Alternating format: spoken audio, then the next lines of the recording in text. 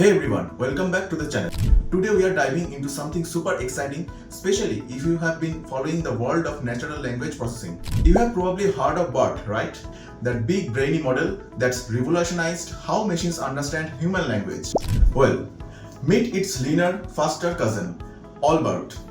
Short for a Lite BERT. It's all the power of BERT, but with fewer calories. So, if you are into AI, machine learning, or you are just curious about how language models keep getting smarter and more efficient, stick around. We are breaking down what makes ALBERT tick, why it matters, and how it differs from original BERT. Let's get into it. Let's revisit BERT. Alright, before we talk about ALBERT, let's quickly revisit BERT. BERT stands for Bidirectional Encoder Representational from Transformers.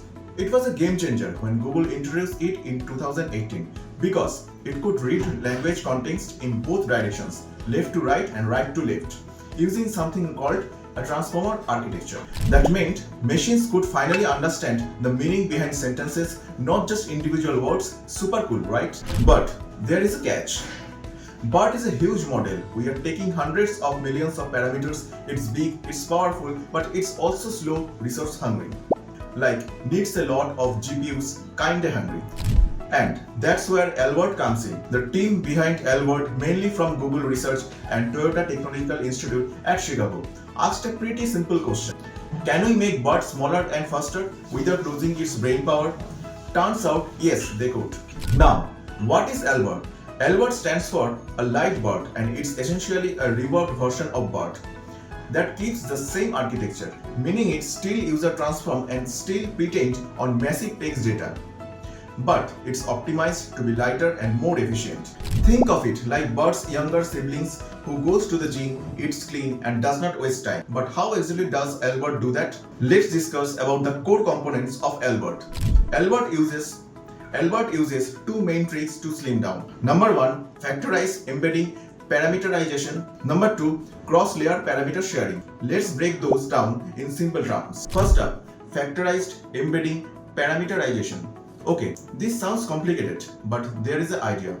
In BERT, the vocabulary embeddings, that is, the way words represent as vectors, are huge. You have got a big vocabulary size and each word is mapped to a large dimensional vector. Multiply that out and the parameter count is massive.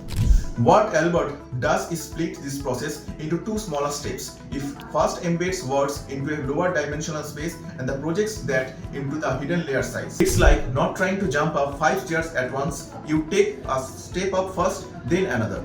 Much easier and lighter on this model. This change alone cuts down the size of the embedding matrix big time without sacrificing performance. Now for the second trick, cross-performance parameter sharing.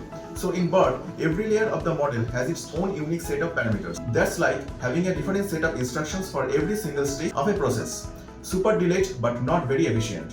ALBERT says, wait, what if all the layers could share the same instructions? By using the same weights across layers, ALBERT reduces the total number of parameters by a lot. It's a bit like using the same recipe to bake multiple cakes instead of writing a new one for each smart ride. Now, you might thinking, okay cool, it's smarter but it's still good. Short answer is yes. In fact, it performs better than BERT in many benchmarks. ALBERT set new records on several NLP tasks, including Squad 2.0, Race and Blue, which are basically standard tests to see how good these models are at understanding language. It's like ALBERT showed up to the gym leader and started beating BERT in a push-up contest. Here is the wild part. ALBERT has way fewer parameters than BERT, especially in the larger configurations. For example, ALBERT XX large has 18x fewer parameters than BERT large, but performs better on many NLP tasks. That's a huge deal for anyone working in the real world where compute resources are limited. Smaller model, faster interface, lower cost without compromising results. But as always, there are trade-offs. ALBERT gets its parameter efficiently partly by increasing training time, since it's resuming parameters and making some approximations.